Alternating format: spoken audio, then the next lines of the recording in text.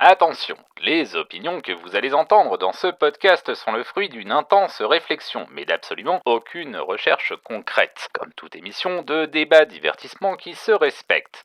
Si vous pensez que Mythe l'imitator, c'est probablement vrai. Si vous voulez vous en plaindre, je suis sûr que vous savez déjà comment vous y prendre. Tut tut, les rageux.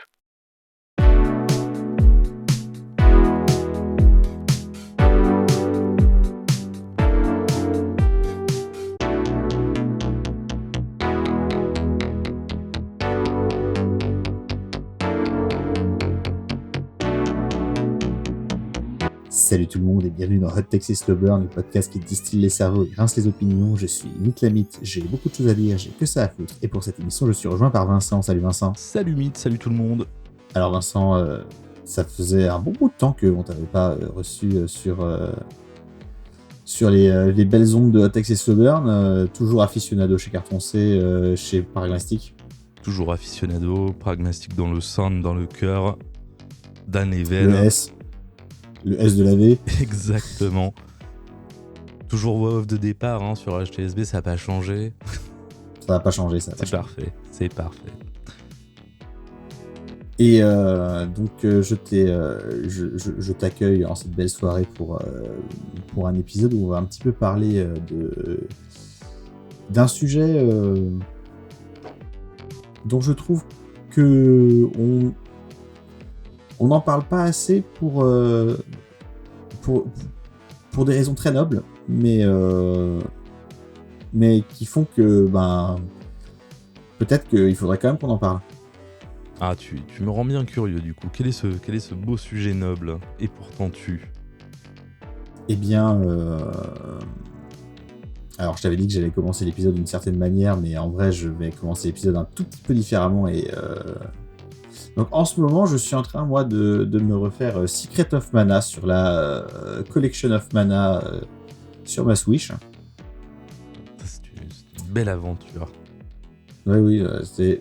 Alors c'est assez amusant parce que ce jeu, je l'avais acheté avec des points Nintendo sur la Wii. Et donc j'y avais joué avec une manette GameCube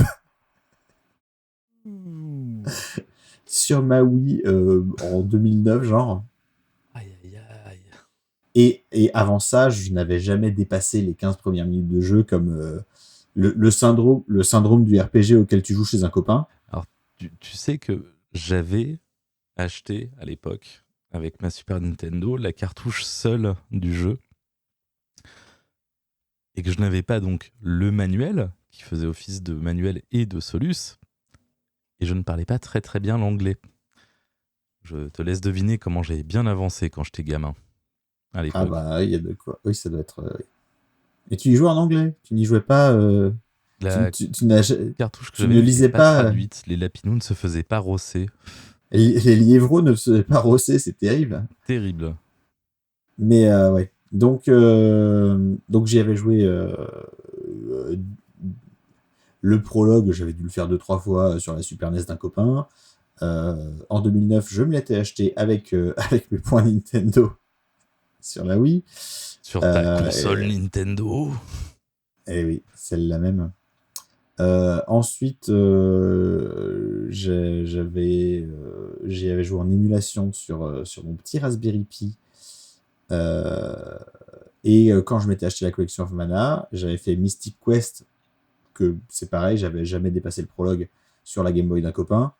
J'avais fait Trials of Mana, qui était le vrai produit d'appel de la Collection of Mana. Et j'avais essayé de relancer après ces deux-là Secret of Mana, et ça allait. J'avais eu ma dose. Mais bon, là, j'ai eu envie, donc je me suis relancé et j'ai fait un truc que j'avais pas vraiment fait dans mes précédentes parties. Alors, je ne recommande pas. Hein. Moi, je l'ai fait et j'y ai trouvé mon compte, mais je comprends que ce ne soit pas pour tout le monde. J'ai monté les magies au maximum pour les deux personnages qui lancent des sorts. Oh, ça a l'air d'une idée de con, ça. Ce qui permet de débloquer des animations spéciales avec des effets augmentés pour les sorts. Et qui demande en tout il faut lancer pour chaque esprit élémentaire, donc il y en a 7 par personnage, parce que l'esprit de l'ombre, il n'y a que l'elfe qui peut l'utiliser, et l'esprit de la lumière, il n'y a que la fille qui peut l'utiliser. Donc chaque esprit élémentaire, il faut l'utiliser. 136 et 149, ça a une bonne tête à faire 285. Oh. 285 x 7 x 2. Ouais. Ouais, c'est une bonne idée de con, je confirme. Ouais. Ouais, donc ne faites pas ça chez vous. Là, j'ai entrepris de monter toutes les armes au niveau maximum avec tous les persos. Ne faites pas ça chez vous. Ça ne sert en plus strictement à rien pour finir le jeu. Hein. On peut finir le jeu en ayant juste joué normalement. Il n'y a pas de problème. Mais c'est un peu c'est le genre de RPG suffisamment court où tu peux te permettre d'essayer de tout faire, tu vois. Ouais, ça c'est moi quand je joue Expédition 33 en fait. Non, C'est un mais peu je suis ça. retourné dans cette zone, j'ai bien dû louper un truc. Allez. Oh, si je farm encore 1 heure, je peux doubler mon output de dégâts. Let's go. Allez. Donc, ça m'a fait repenser quand j'ai joué, quand j'ai fait cette partie de Secret of Mana que j'ai pas encore fini, mais je vais la finir, à la fois où un très bon ami que je salue, salut Thibaut, m'avait prêté les 2 Golden Sun sur Game Boy Advance, que je n'avais pas connu à l'époque et que j'étais très impatient de découvrir. Et il m'est arrivé quelque chose d'assez bizarre quand j'y ai joué à ces jeux, c'est que je me suis rendu compte à la fin du 2e jeu que je m'étais pas beaucoup amusé. C'est assez ISO à mon expérience de Golden Sun 1. Et autant j'avais pardonné à Golden Sun 1 en me disant tout va prendre son sens quand je finirai le 2e et ça va être génial. Non. Un petit peu comme cet ami toxique qui vous promet qu'à partir de la saison 5 de sa série claquée au sol sur Netflix, ça devient bien. Et Et la sauce... Oui. je suis dans ce commentaire et je n'aime pas ça. Une pensée émue pour les fans de Battlestar Galactica. Pensez à nous pour les fans de One Piece. On est là, les gars. On est là. Et je me suis demandé, mais pourquoi j'ai pas aimé jouer à ces jeux qui sont tellement... qui sont un petit peu des jeux légendaires et de très bonne facture au demeurant, qui exploitent magnifiquement les capacités graphiques de la Game Boy Advance, avec des musiques aux petits oignons de Motoi Sakuraba, Reviens Bébou. Saint Motoi Sakuraba, et qui est One Melody for All Battle Themes. Donne-nous aujourd'hui nos arpèges de ce jour. Oui. Et donc, en fait, un des problèmes que j'avais eu, c'était dans Golden Sun 2 spécifiquement, parce que le 1, je lui ai donné le bénéfice du doute. Je me suis dit, bon, ok, le système des génies, c'est sympa, les invocations, ok, ça fait un système de magie parallèle, il y a des systèmes dans les systèmes et des sous-systèmes dans les sous-systèmes, et on peut faire jouer n'importe quel rôle à n'importe quel personnage en faisant des combinaisons de sous-systèmes. Ouais, un jeu à sous-système, quoi, en fait. Une aventure stratégique à sous-système, on peut le dire. Voilà, je pense qu'il faut même le dire. Il faut le dire. Donc, et puis, Important la continuité. évidemment, les énigmes environnementales qui étaient très bien pensées aussi, avec la grosse main pour pousser les blocs et tout. Moi, je me suis dit, bon, je me suis pas tant amusé que ça sur le premier, mais je vois le potentiel. Et sur le 2e, en fait, il m'est arrivé un truc que j'avais pas vu venir. C'est que je me suis retrouvé dans un donjon. J'ai récupéré le MacGuffin qu'il fallait récupérer dans le donjon. Et puis, j'avais pas trouvé le boss. Je voyais pas où était le boss. Alors j'ai tourné en rond dans le donjon. J'ai bien refait toutes les salles et tout. Je trouvais pas le boss. Je me suis dit, bon, il y a un truc qui déconne là. Il est où le boss du donjon? Et j'ai fini par en parler aux copains. Il dit, mais je comprends pas, je suis dans le donjon machin là, qui s'appelle le donjon du vent avec un nom complètement stupide. Et je trouve pas le boss. Il est où le boss? Et là, le fond du problème a commencé à apparaître quand mon ami m'a répondu quelque chose qui m'a sauvé ma partie, mais que je n'aurais pas pu... en 1 million d'années, je ne l'aurais pas deviné. J'aurais passé 1 million d'années à continuer à tourner en rond dans le donjon. Est-ce que tu sauras deviner quelle était la solution à mon problème, Vincent? Mais enfin, Timothée, il n'y a pas de boss dans ce donjon. Exactement. Putain. Et Il j'ai n'y avait pas de j'ai pas boss. joué à ce putain de jeu, hein. Je le dis, hein. Il n'y avait pas de boss dans le donjon. C'est-à-dire que... le donjon, il n'est pas différent des autres donjons dans lesquels il y a des boss. Il se joue exactement comme les autres donjons où il y a un boss à la fin, sauf que là, tu récupères le MacGuffin et il n'y a pas de boss. Et tu es censé ressortir. Bordel. Non, Et, non, non, non. et donc, la première question que j'ai envie de te poser, Vincent, c'est le thème de l'émission d'aujourd'hui, c'est est-ce qu'on peut mal jouer à un jeu vidéo? Ah oui, ah oui, ah oui, pas mal. Pas mal. C'est une vraie Alors, bonne question, ça, en plus. Est-ce qu'on peut mal jouer à un jeu vidéo? et alors, on va écarter tout de suite l'acception évidente du terme. Oui, on peut être peu performant à un jeu vidéo et être mauvais. Voilà, c'est dit. Il suffit de me voir essayer de faire des combos dans Guilty Gear Strive. Et donc oui, on peut être mauvais à un jeu vidéo et du point de vue de la performance, y jouer avec un piètre niveau. C'est pas de ça que je parle.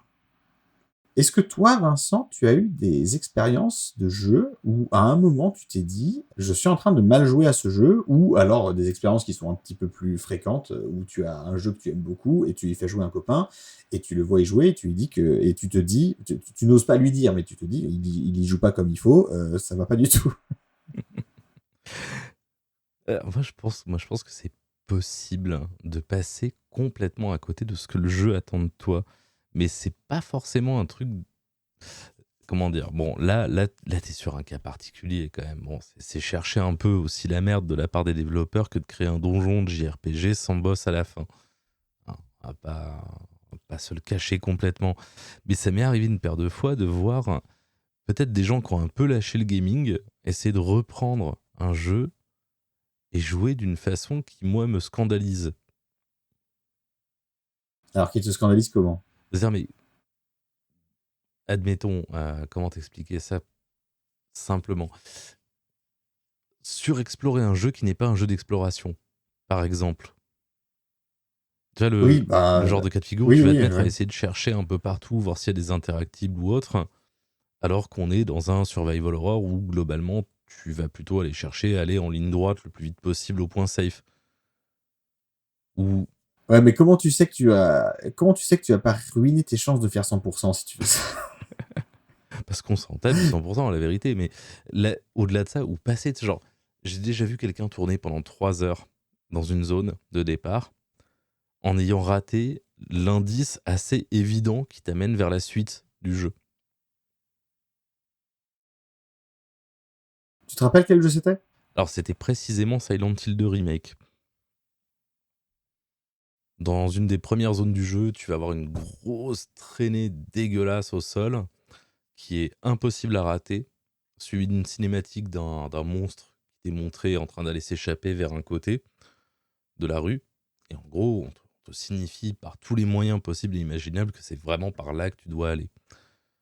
Et quoi que tu fasses, derrière, tu vas tomber sur des zones fermées, pas particulièrement d'indices intéressants de quoi que ce soit, pas de notes, pas d'objets à ramasser. Il n'y a rien dans la zone. Et ben, j'ai déjà vu quelqu'un tourner une bonne demi-heure dans la zone avant de serrer les dents et de finir par dire je pense que t'as raté un truc. Ouais, Tu mais devrais je vais. retourner dans la rue principale, je pense que t'as raté un truc. Ouais, mais en fait, ce genre de situation, Et ça alors attention parce que c'était générateur de frustration pour la personne. oui, elle s'amusait pas. Voilà, elle n'était pas en train de s'amuser. Là, on avait passé le moment d'exploration où éventuellement tu peux te dire bah tu sais quoi, je vais pas suivre le critical path maintenant, je vais aller regarder un peu comment ils ont foutu la ville ou quoi. on en était rendu à un point où, mais je ne sais pas où je dois aller, je ne comprends pas ce que le jeu attend de moi. Ouais. Ouais, non, mais je vois bien, je Nico, vois bien la nature du problème. coucou. Coucou. Et pour toi, celle-là. Euh, mais ouais, bah, ça m'avait fait un peu ça euh, avec, euh, avec Baldur's Gate 3. Dans Baldur's Gate 3, j'ai c'est horriblement stupide, hein, Hmm. mais dans Baldur's Gate 3, j'ai peur, ça m'angoisse. J'ai peur de faire des repos longs. Mais- Je pense que c'est une espèce de syndrome post-traumatique de Divinity Original Sin 2, où tu regardais mal un caillou et tu avais toute une line quest qui était ratée. Oh Euh, bordel, non, non, non, faut pas faire ce genre de choses. Hein. Du coup, dans Baldur's Gate 3, ouais, j'ai peur de faire des repos longs parce que j'ai peur qu'il y ait des trucs time sensitive dont j'étais pas au courant qui me pètent à la gueule parce que j'ai voulu récupérer mes sorts et les points de vie. Alors, si tu veux vraiment un exemple de mal jouer au sens ne pas comprendre ce que le jeu attend de toi et faire du coup une connerie que tu regrettes parce que c'est pas ce que toi tu voulais faire. Donc vraiment la rencontre entre le je voulais pas faire ça et le jeu m'a mal expliqué qu'il risquait de se passer ça. Baldur's Gate 3 m'avait offert le gnome attaché à un moulin dans le village des gobelins, c'était au tout début.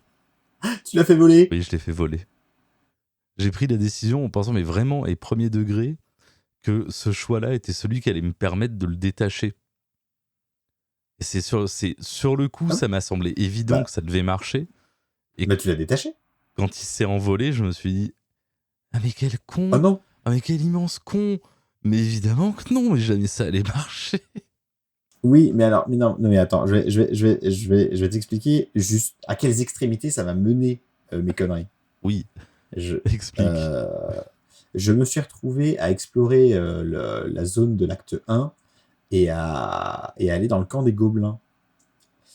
Et je voulais pas génocider les gobelins tout de suite. Donc j'explore le camp des gobelins et je suis tombé sur Mintara, l'elfe noir qui est à la tête des gobelins. Mhm. Et elle me dit demain matin, on attaque l'enclave des druides.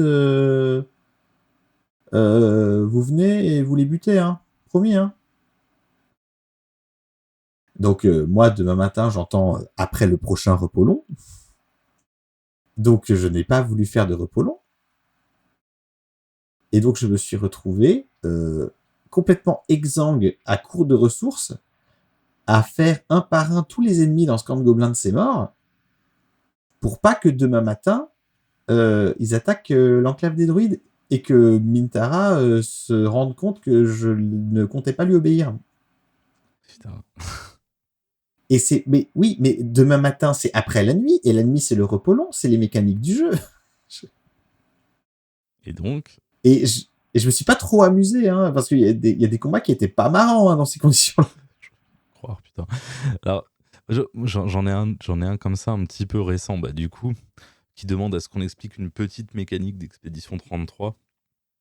Oh, spoiler pour les gens qui veulent jouer à Expédition 33. Sans connaître les mécaniques, vous pouvez sauter d'une petite minute environ.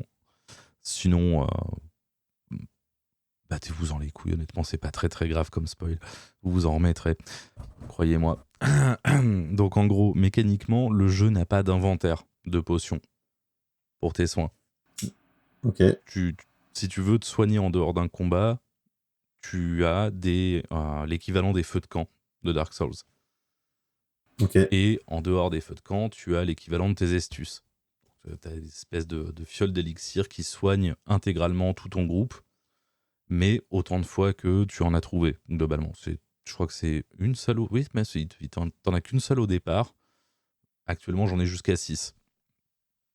Donc, et j'ai ça de se quoi recharge au tenir. feu de camp. Ça se recharge au feu de camp.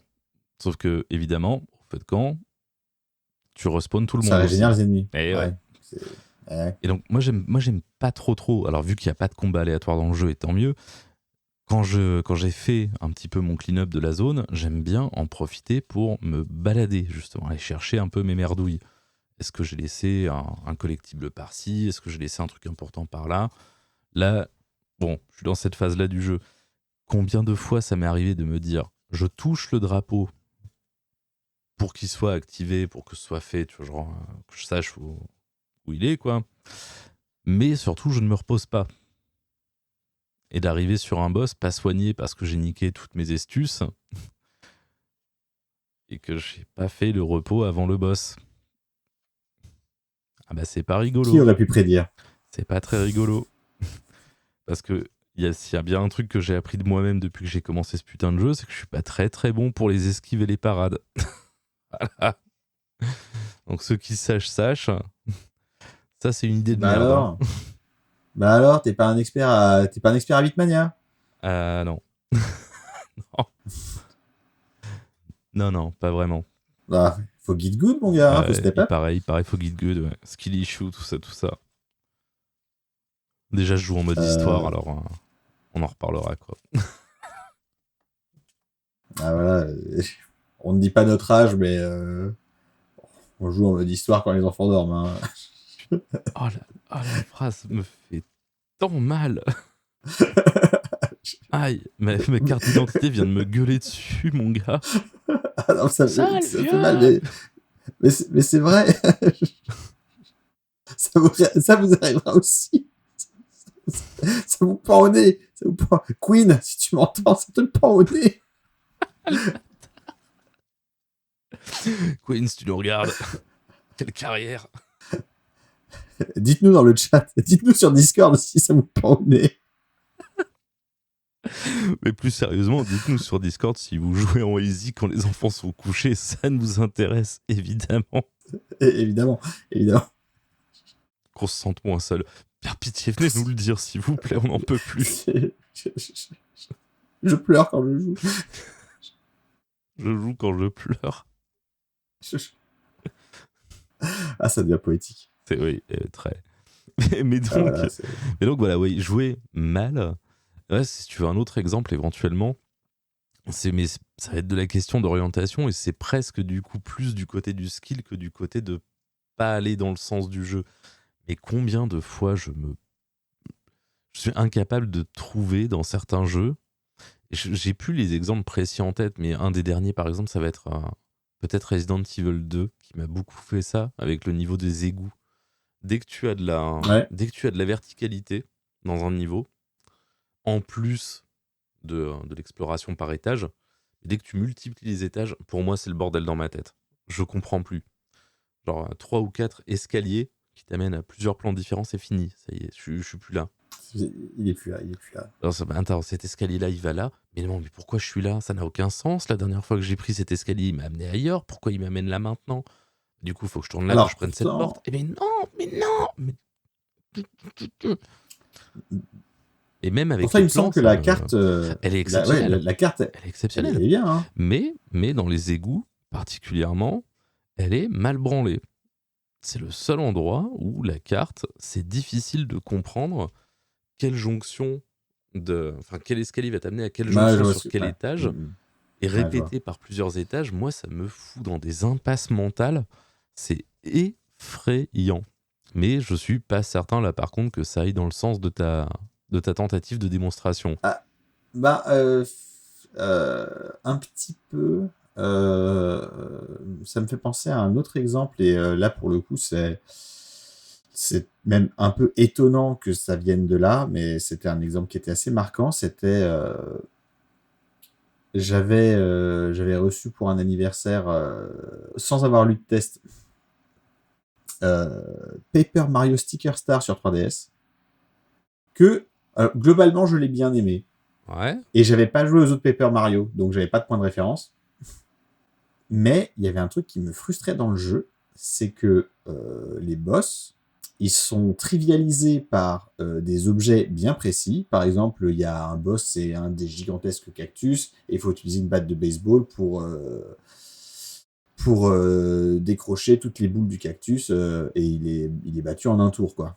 Et tous les boss de fin de chapitre, il y a une astuce comme ça. Et le truc, c'est que c'est pas toujours évident quelle est l'astuce et quel objet spécial il faut utiliser contre le boss. Et si tu ne trouves pas l'astuce, le boss, c'est une tannée avec un sac à PV qui met 1 million d'années à mourir. Et comme dans le jeu, on n'est pas vraiment encouragé à faire des combats aléatoires, et ben les stickers pour faire des attaques, on n'en a pas des masses. Ah, bah alors là, tu vas arriver sur un truc intéressant qui est l'utilisation des ressources dans les JRPG ou dans les jeux d'aventure. Les aventures stratégiques à sous-système. Merci. Dans les aventures stratégiques à sous-système. Parce que ça c'est une belle façon de mal jouer aussi. Et je pense qu'elle est commune à beaucoup de joueurs. Hein, les 25 élixirs à la fin de Final Fantasy, on connaît. Hein. Voilà, ça c'est stratosphérique, ça. Hein. Voilà. Ou alors, de se dire, je vais garder un tour de plus ma limite break et ah bah non. Ah bah il est mort. Voilà. Il est mort le boss. Non mais alors ça, je sais pas qui a besoin de l'entendre. Vous n'êtes mais pas je vais le dire quand même. Non, je vais le dire quand même. Je vais le dire quand même parce que je suis sûr qu'il y a des gens qui y ont pas pensé et qui du coup comprennent pas à quoi ça sert ces objets-là. Ces objets-là, leur but, c'est de pas avoir besoin d'avoir 10-15 niveaux de plus que le boss pour battre le boss. Ça sert à pas avoir besoin de grinder. Donc, grinder pour économiser les trucs, ça va à l'encontre de la raison pour laquelle ces trucs-là sont là. Oui, c'est assez vrai. Je sais pas qui a besoin de l'entendre, mais je sais qu'il y a quelqu'un qui a besoin de l'entendre. Dites-nous sur Discord si vous aviez besoin de l'entendre. Et surtout, n'hésitez pas à utiliser vos ressources. Le hoarding ne sert à rien. Hein, oui, souvent, il n'y a même pas de succès. C'est ça. Il n'y a pas de trophée pour avoir gardé tous vos élixirs. Je me sens beaucoup mieux dans mes aventures stratégiques à sous-système depuis que j'accepte d'utiliser les ressources de haut niveau comme qui mangerait des Smarties. Oui, parce que t'as pas besoin de grinder. Exactement. Parce que je vous rappelle qu'on joue en mode histoire quand les enfants dorment.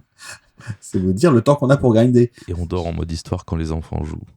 Hein ? Non, arrêtez. C'est gênant. Ah, alors, est-ce qu'une situation qui pourrait être décrite comme ça m'est arrivée pendant mon congé parental ? Peut-être. Vous pouvez pas prouver que c'est arrivé, mais j'aurais du mal à vous prouver que ça n'est pas arrivé. Donc parfois, ça vient d'une mauvaise rencontre entre le game design et l'intention de la personne qui joue. Parfois, c'est un peu plus la faute du game design. Hein. On postera, comme je disais, à Divinity Original Sin 2, qui te met une caverne dont c'est pas clair comment tu entres, et puis tu entres pas dans la caverne, et puis après tu finis le chapitre, et puis au chapitre suivant, toute ta questline avec un de tes compagnons part à la poubelle. Parce que la suite était dans la caverne où tu savais pas comment entrer et il y avait aucune solution sur internet qui expliquait comment il fallait faire. Est-ce que je leur en veux ? Peut-être. Vous ne pouvez pas le prouver. Je pense à une autre manière dont je joue probablement mal. C'est vrai qu'il y a aussi les MGS, où j'ai cette habitude exécrable d'endormir tout ce qui bouge. Oui, alors qu'en vrai, le but, c'est de pas se faire repérer, mais t'es pas obligé d'endormir tout ce qui bouge pour pas te faire repérer. Et oui, je sais, j'ai presque besoin de jouer comme ça. Non, mais je comprends. C'est parce que en fait, c'est aussi c'est ça qui te stimule dans l'expérience de jeu. Donc Ah non, j'en ai besoin pour me sentir en sécurité d'avancer, de faire ce que j'ai à faire. Ouais, non mais je comprends. Et ça atteint des niveaux idiots. Alors, dans des jeux comme MGS2, c'est pas forcément extrêmement gênant. Dans MGS3, tu commences à arriver un peu aux limites du concept. Ah bah MGS3, pour la petite histoire, y a un passage où t'es vraiment dans une grosse base militaire. C'est avant de sortir de la jungle. Mmh. Et j'ai laissé tomber toutes mes idées de pacifisme et j'ai mouliné du soviétique à la AK-47 jusqu'à sortir de là. Hein. Il a enclenché le mode Rambo, il a retiré le camouflage, torse nu, de M24. Mais j'arrivais plus à me cacher. Il en sortait tout le temps. Je te raconte pas la gueule de comment il s'appelle le boss dans le marais avec les fantômes. Oh, The Sorrow. Je te raconte pas la gueule de mon The Sorrow. Je veux bien croire. Mais du coup, le concept d'endormir tout le monde pour passer, il atteint vraiment sa limite dans MGS5. Si t'essayes de jouer comme ça, tu joues pas en fait. Tu n'avances pas. Ouais, non, c'est compliqué. Déjà, MGS4, ils étaient sympas. Ils mettaient des fusils à pompe non létaux. Le pompe non létal. Le Sun Gun dans FGS4. Mais bon, tout ça nous éloigne un peu du sujet. Mais tu vois, ça... Bah, pas vraiment. Là, Pas vraiment. non, le parce Sun que- Gun nous éloigne du sujet. Mais par contre, Ah oui. oui, voilà, cette presque nécessité mentale, ce blocage. Là, genre, c'est pas le CQC, c'est pas passer en travers. Dès que j'essaye même quand j'essaye de router un petit peu, en me disant, ouais, non, mais je sais que lui, il va passer par là, si je passe en dessous, avec éventuellement une petite pause en carton au milieu, derrière tel truc, il va pas me voir, machin. Je me fais spot. Obligé. Du coup, Ah oui, non, mais ça, c'est la base. obligé de Ça, c'est la no-scope base. au MK22 non létal. Piou, piou. Ouais, le pistolet qui fait clic-clic, là, on connaît. L'enfer. Ouais, et puis en plus, t'essaies de faire un CQC, t'appuies un petit peu trop fort sur rond, et tu vois Snake qui égorge le garde alors que t'étais là. Mais non, mais arrête Snake, arrête, t'es bourré J'ai pas fait ça, j'ai pas fait, c'est pas vrai, c'est pas moi, j'ai pas fait ça. C'est pas... Ouais, j'étais un peu tendu, oui, j'ai appuyé un peu fort sur le bouton, mais... On remerciera les génies qui ont inventé les boutons analogiques sur la manette de PS2. Ouais, ça. Putain. Nombre de runs pacifistes qui ont été ruinés comme ça. Ah ouais, non, mais en plus, c'est vraiment ça, quoi. Ah oui, et je peux pas non plus jouer en létal à ce jeu. Je ne sais pas jouer en létal. Alors, ça soulage. J'imagine, hein. Mais dès que tu me dis que j'ai une arme létale sur moi, je suis pas bien. Il faut que je repasse sur mes tranquillisants. Donc, t'es clic-clic. Exactement. Ouais, mais est-ce que ça compte comme une run pacifiste si tu joues pas au jeu pendant 15 jours et que The End meurt de C'est vieillesse? une vraie bonne question. Je pense que oui, parce que c'est pas toi qui le tue, techniquement. Alors ça, c'est pas une question pour cet épisode-là, mais c'est pas Snake qui le tue, mais c'est un peu toi, le joueur, qui le tue. Avec ta métaconnaissance. Avec la métaconnaissance, si tant est qu'au moment où ça t'arrive, tu en aies la métaconnaissance. Donc ça veut dire qu'il y a au moins une fois possible où tu peux le faire en toute âme et conscience. Oui, c'est ça. T'as 14 ans, tu pars 2 semaines en vacances au camping et chez papy, et puis tu reviens et il est mort de vieillesse. Classique. Absolument classique. Ça vous arrivera quand vous jouerez à Metal Gear Delta. Hein. Faites pas les malins. Enfin, si le jeu sort un jour. Et Reddit apporte la réponse à la question. Du coup, si tu laisses The End mourir, ça ne compte pas contre ta run non létale. Donc c'est considéré comme du non létal par le jeu. Voilà. C'est beau. C'est aussi ça, Text Slower. On apprend des choses. Dites-nous sur Discord si vous avez laissé mourir The End dans MGS3. Beaucoup de call to action aujourd'hui, décidément. Vous en avez des choses à nous dire sur le Discord. Dites-nous sur Discord si c'est trop. Surtout, n'hésitez pas, hein, soyez honnête. Soyez vraiment honnête. Mais donc, ouais, parfois la rencontre, elle se fait un petit peu bizarrement avec le jeu, et c'est pas toujours une mauvaise chose. Hein, pour reprendre l'exemple en début d'épisode, Secret of Mana, on n'est pas obligé d'y jouer comme ça, mais voilà, bien. Là, ça compte pas forcément comme bien jouer au jeu, c'est certain, mais quand on y trouve son compte, quoi. J'imagine que dans ce sens-là, mes non létaux forcenés font un peu partie du lot, quoi. Ouais, non, mais si tu trouves ton compte, y a aucun problème. Bah, en ça, qu'il y a que ça qui marche pour moi, du coup, oui, fatalement, j'y retrouve mon compte. Oui, je vois ce que tu veux dire.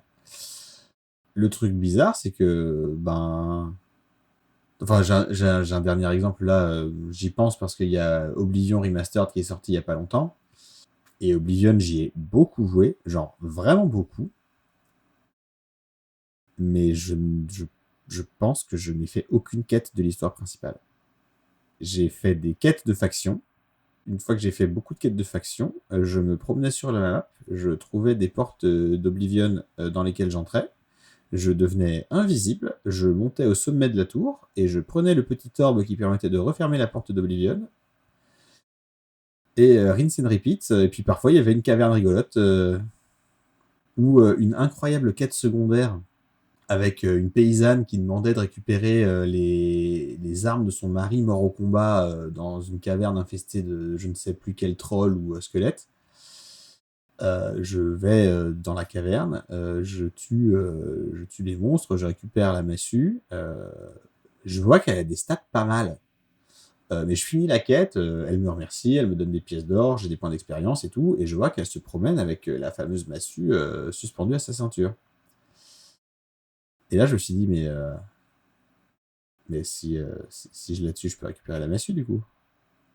Ce qui est un petit peu le même qu'il y avait sur GTA, mais bon, c'était il y a longtemps, c'était à l'époque de GTA 4, hein, mais il y avait un même avec un père de famille qui jouait avec son enfant et qui lui disait tu vois, fiston, si tu tues la prostituée après, tu peux récupérer ton argent. Yikes. Les bonnes blagues de l'époque. Non.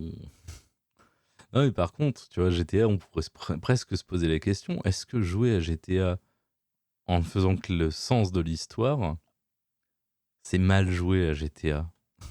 C'est une bonne question parce que je pense qu'il y a vraiment autant d'expériences de GTA qu'il y a de gens qui ont joué à GTA. Moi, je vais t'en donner une qui m'amuse beaucoup. Il n'y a pas un Vas-y. GTA auquel j'ai pas joué au moins 2 heures en essayant au plus possible d'adhérer au code de la route.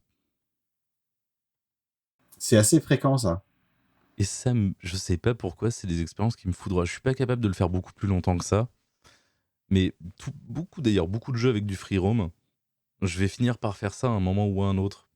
Ou l'espèce de grand défi, par exemple, dans la map de Zelda, de prendre le cheval et de faire toute la map à cheval, en spirale, Sur les chemins. sur les chemins, en suivant les chemins à la lettre.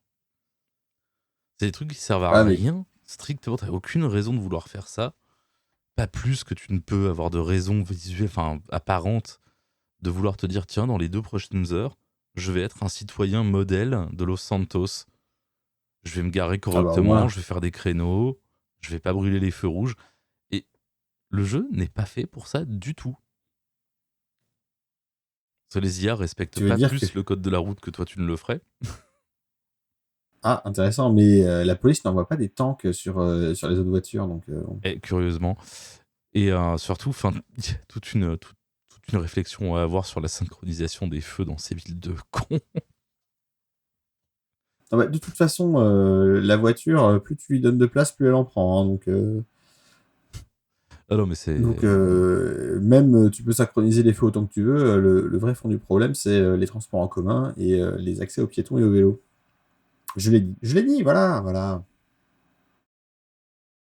Et- Et si vous avez une voiture, vous faites partie du problème. Je ne fais toujours pas partie du problème à mon grand âge. Voilà, Alors voilà. c'est dit.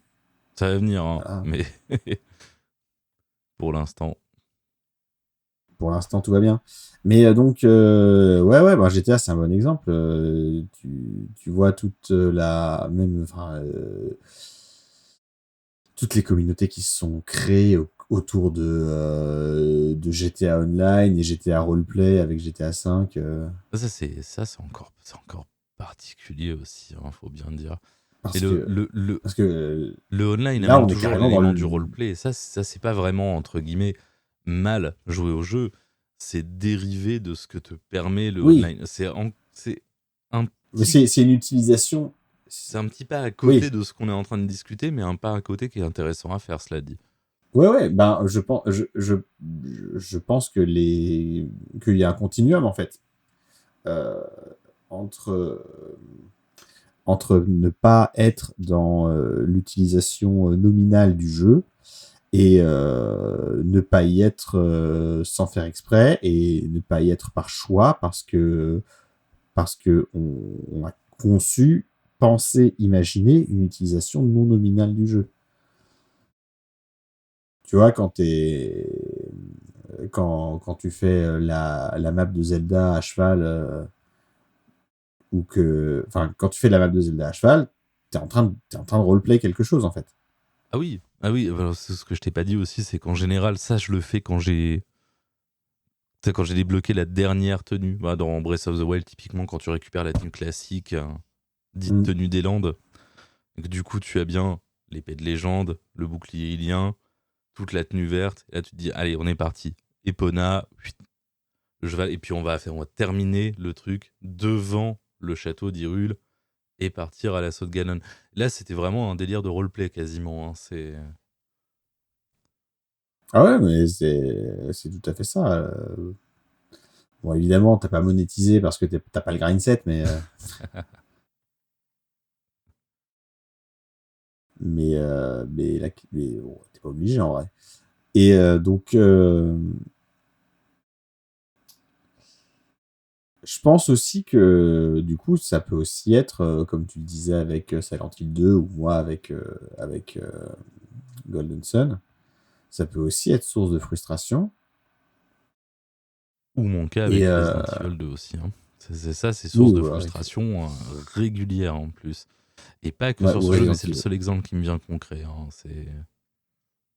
Ouais. Ou moi, un exemple récent aussi, enfin récent, ça commence à dater, mine de rien, mais c'était dans Devil May Cry 5, un jeu que par ailleurs j'adore. Mais Devil May Cry 5 est pas toujours très clair sur ça, c'est une partie de niveau où il faut explorer, il y a des trucs cachés, et ça, c'est une partie de niveau où il faut pas explorer, il faut juste faire la bagarre. Oui, je vois Euh, exactement ce que tu veux dire. et ça fait que parfois, tu n'explores pas des zones où il faut explorer, et tu explores des zones où il faut pas explorer. Et il n'y a pas grand-chose dans l'architecture ou dans la mise en scène qui te laisse savoir si tu as raison ou pas de le faire. C'est un peu casse-pied parfois. Oh non, dans ce genre C'est de circonstances, c'est rarement agréable. ouais, bon, après, c'est un maigre reproche à un jeu qui, par ailleurs, brille sur quasiment tous les aspects. Donc, je lui pardonne, mais je lui pardonne. C'est-à-dire que ce serait mieux si c'était plus clair. Et ça va m'emmener un petit peu sur ma hot take. C'est que il y a un discours, bon, c'est pas un discours très inclusif et qui fait un petit peu gatekeeping sur ouais, les jeux de nos jours, ils prennent les joueurs pour des débiles, ils nous tiennent trop par la main, on n'a pas assez de liberté, on sait pas, enfin, on, on est obligé de grimper des échelles jaunes, lâchez-nous un peu la grappe, on est grand, ça va, on est des adultes, c'est notre temps de loisir, laissez-nous un petit peu de défi, quoi.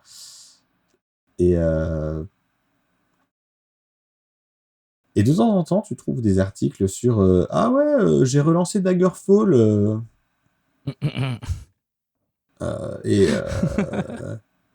et à la troisième forêt procédurale où je me suis perdu, bah, j'en ai eu un peu marre. C'est vraiment l'exemple extrême Daggerfall pour le coup. Non mais oui, non, bien sûr. Mais ce que je veux dire, c'est que en vrai, euh, est-ce que c'est vraiment un mal qu'on soit un peu plus tenu par la main dans les jeux modernes quand on voit le genre d'expérience qu'on risque de vivre quand on n'est pas tenu par la main?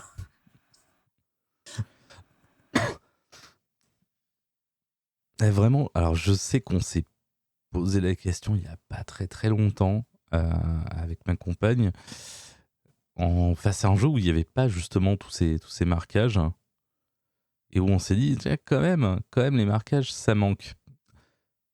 Et dans une moindre mesure d'ailleurs, Expédition 33 ne fait pas particulièrement usage des peintures jaunes, ils ont d'autres petits marqueurs un peu plus discrets. Il y a aussi une absence assez notée de minimap dans les zones explorables. Ah ouais, Et ben ça, bah, l'air de rien, il y a bien 2-3 moments où tu tournes un petit peu en rond ta mère. Hein. C'est ah bah, n'est pas Breath of the Wild qui veut, hein, où ils avaient une réflexion ultra pointue sur la géométrie des différents degrés d'horizon et le fait qu'il y a des panneaux sur les routes qui donnent les vraies directions de où sont vraiment les trucs par rapport aux panneaux qui font que le jeu est pensé pour pouvoir se repérer sans minimap.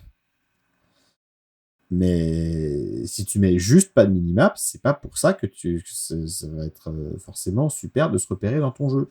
Là, ils ont fait ce pari justement de ne pas la mettre pour favoriser l'exploration et de fait de prendre le temps à regarder un petit peu les décors. Et ça divise pas mal hein, dans l'opinion chez les joueurs. Ça fait partie des rares reproches qui sont faits avec assez de consistance au jeu. Il n'y a pas de minimap, donc on s'y retrouve pas. Beaucoup de gens me disent oui, mais d'un autre côté, moi, quand il y a une minimap, je passe ma vie à la regarder et pas regarder les décors. Je suis assez d'accord avec le deuxième, mais du coup, dans ces cas-là, il faut Il faut que le décor soit affordant finalement. Alors là, pour le coup, c'est pas tant le problème. On y est même complètement. Mais il faut que tu aies quelque chose pour bien baliser l'environnement. Et ça suffit pas forcément, par exemple, d'avoir des marqueurs reconnaissables où tu te dis ça, si je vois ça, je sais que je sais que je peux escalader. Ça, si je vois ça, je sais que je peux mettre un coup de grappin. Il y a d'autres choses qui parfois vont poser problème.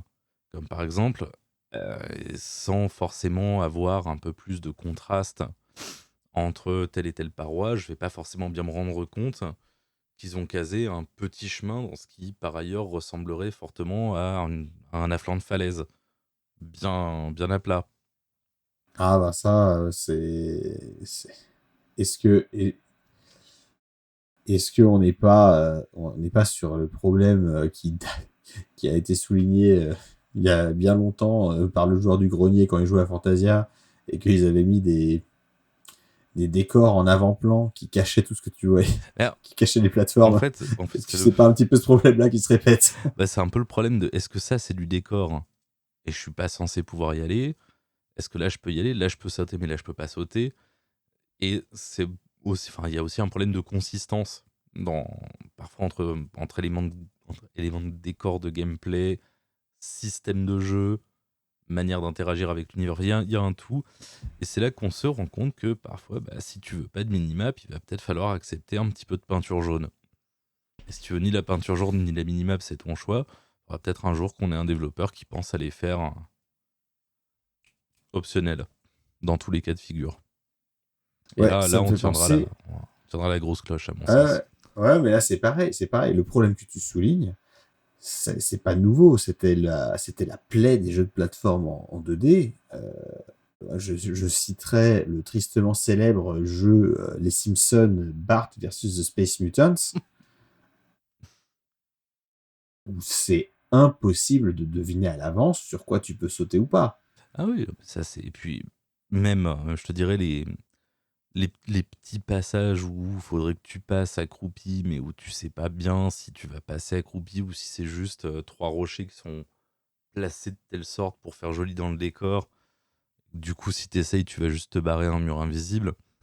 C'est pas nouveau non plus. Enfin, dans le jeu 3D, c'est Ouais, aussi vieux que la PS1 quasiment. C'est aussi vieux que le jeu 3D lui-même. ouais, ouais, non, mais ça me fait penser. Il y a longtemps, j'avais joué à Rime. Je sais pas si tu te souviens de ce jeu.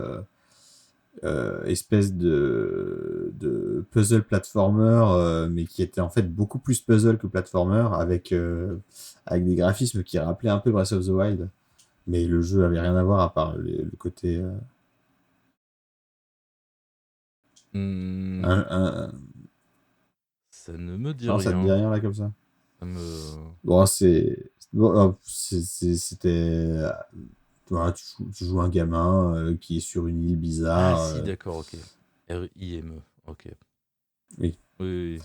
Et bon. Alors, spoiler pour Rhyme. euh, à la fin, on te dit que les 5 niveaux que tu as traversés, c'était les 5 étapes du deuil et que en fait, t'es au purgatoire et le père de l'enfant est très malheureux. Moi, bon, Non, non, mais ça, faut pas nous mais, faire ça à nous, hein. Ça, c'est pas bien. ouais, c'est pas pire que Edith Finch, mais Ouais, non, mais il y a, ouais, bon, ok. ouais, Non, mais il y avait une énigme où t'activais un mécanisme et ça ouvrait la porte et elle se refermait lentement. Ou alors c'était un escalier qui se déplaçait lentement et qui était plus aligné après. Et donc, moi, j'avais l'impression que j'avais le temps d'activer le mécanisme et si j'étais assez rapide, de sauter sur l'escalier avant qu'il soit désaligné. Alors que, pas du tout. En Tristement fait, classique, ça. il fallait finir l'énigme pour que l'escalier ne se désaligne pas. Ce Alors, que j'ai compris un peu tard. j'ai- Et ça, ben, ça rejoint le problème que tu soulignes. Et bah, est-ce que c'est de ma faute? Est-ce que c'est le jeu qui communique mal? C'est pas toujours clair. alors, moi, j'ai eu un petit cas comme ça, encore une fois. Je vais revenir encore une fois à Expédition 33 sans trop spoiler. J'ai repéré à un endroit du jeu un passage. Parce que j'essayais un petit peu tout dans une zone. T'as un espèce de tir avec ton personnage qui normalement te sert à déclencher l'initiative dans les combats. Et ça, genre, j'étais là, je m'amusais à tirer un peu sur tous les murs, voir si je pouvais péter un truc. Puis d'un coup, je remarque que mon tir disparaît dans un pan de mur. Et tiens, il doit y avoir un truc là. Je me suis galéré pendant une demi-heure, vraiment, à essayer de trouver le saut à angle parfait pour vérifier ma théorie. Et j'ai réussi par finir à passer à travers un élément de décor qui avait pas l'air d'être passable à la base, mais qui du coup Ouais. absorbait le tir alors que les autres ne l'absorbaient pas. J'ai découvert par une vidéo aujourd'hui que j'étais pas censé le faire comme ça et qu'à la base, tu es censé y arriver par une autre entrée dans la zone qui peut t'amener à cet endroit-là. Ça doit être juste par un Oui. bête hasard et un acharnement idiot à vouloir faire les choses comme elles devraient pas être faites. J'ai quand même réussi.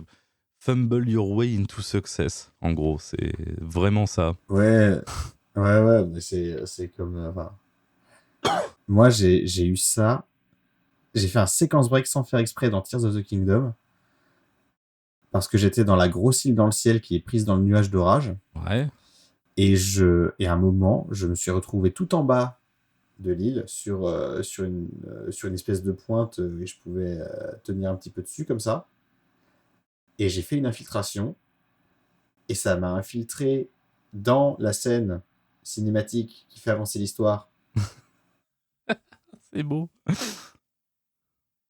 Euh, et j'ai chargé ma partie et j'ai attendu de faire ça legit plus tard parce que ça me cassait un peu les couilles d'avoir fait un séquence break comme ça. Alors, je pense aussi que. Par pur acharnement. Hein. Je pense aussi que par pur acharnement, j'ai dû réussir à passer des temples de manière dont il fallait absolument pas essayer de les passer. Des assemblages foireux de structures qui tenaient jamais la route. Ah oui, non, mais ça. Écoutez le pragmatique sur Tears of the Kingdom. Ah, il y en a des choses à dire, putain. Ouais. Il y a de la belle écoute, là, effectivement. Il y a de la belle écoute. Mais ouais, donc je pense assez ouvertement qu'il est très très possible de jouer mal à un jeu et que c'est pas forcément un problème. C'est pas forcément un problème, mais du coup, c'est pas forcément un problème non plus que les jeux nous prennent la main. Bah non, clairement. Je le redis, hein. Parce que. La seule chose, c'est que moi je le module en pensant que ce serait bien que ce soit peut-être optionnel, histoire qu'on entende moins les grandes bouches s'activer sur le sujet. Mais je pense que toi comme moi, hein, voilà, on joue en mode histoire quand les enfants dorment, quoi. Oui, La c'est ça. peinture jaune, elle est là pour nous. Hein. Oui, elle est un peu là pour nous, la peinture jaune. Non, mais tu vois, par exemple, Metroid Fusion, extrêmement linéaire, quasiment impossible de casser le jeu. Du coup, tu peux pas te tromper, tu vas au bout et c'est cool. Tu vas me dire que ça t'est jamais arrivé d'essayer de passer une demi-heure à bomb jump le long d'un mur à la con en espérant qu'il y ait un truc ou parce que tu comprends pas pourquoi il y a une salle derrière qui est sur la map que t'as pas trouvé. Ça aussi, c'est le genre de truc qui peut me rendre zinzin, ça. Hein. Alors, oui, Metroid Fusion, je pense que en temps cumulé sur toute ma vie et tout le temps que j'ai passé à jouer à ce jeu, j'ai dû mettre 2 ou 3 bombes de puissance dans tous les carrés de la map. Mais vraiment, à tout essayer, sauf le truc logique qui t'amènerait là où tu voudrais aller. Ouais, mais ça, c'est pour du contenu supplémentaire, c'est pas grave. Tu peux quand même finir le jeu. Oui, non, je suis d'accord. Mais pas avec ma mentalité. Ah oui, non, mais ça, c'est encore un autre problème. Moi, je suis complétionniste jusqu'au moment où je me rends compte que j'ai déjà raté des trucs et que de toute façon, c'est branlé, que tu peux aller au boss de fin et fermer ta gueule. Je suis ce genre de complétionniste. Ouais, non, je comprends bien. J'essaie de me soigner parce que j'ai un peu ces tendances-là aussi. Et je pense que c'est parce que les histoires de ah ouais, je veux tout bien explorer avant de passer à la suite et je me retrouve malgré moi face à un boss ou à trouver la sortie du donjon de la quête secondaire et d'entrer dans le donjon de la quête secondaire par la sortie. Oui, classique. Classique. Non, mais c'est pareil. Enfin, là, je suis dans une situation toujours Expédition 33. Il me bouffe trop de temps mental, ce jeu. J'ai skill 1, skill 2, skill 4. Je sais que je vais passer beaucoup trop de temps à chercher où est passé skill 3. C'est une évidence. Il faut que je le sache. Il faut que je l'ai. Je peux pas continuer le jeu comme ça. C'est pas possible. Pas dans ces conditions, Mythe. Pas comme ça, Zinedine.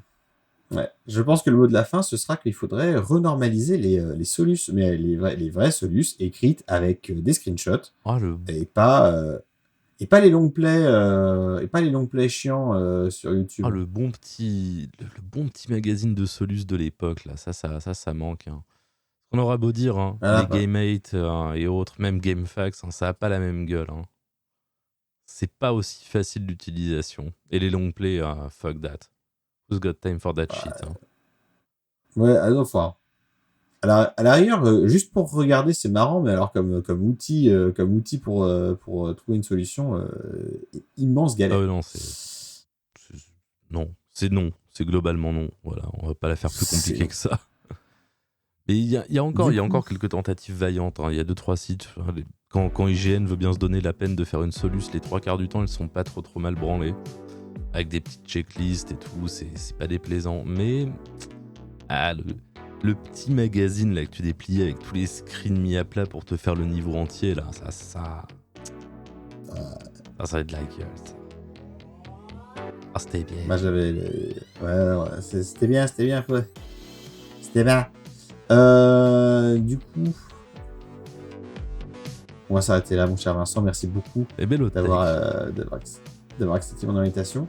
Je vous rappelle que Tex et Stubborn est un podcast Studio Carton C. Vous pouvez vous rendre sur studiocartonc.fr pour voir tous les différents podcasts que nous vous offrons. Merci à Paul pour le montage, merci à Simon pour la musique du générique, merci à toi Vincent pour la voix off au début de chaque épisode, merci à vous de nous écouter. On se retrouve le mois prochain. D'ici là, je suis toujours Mythamite et continuez d'ouvrir votre esprit en jouant à des jeux vidéo. Allez, salut tout le monde. Allez, salut.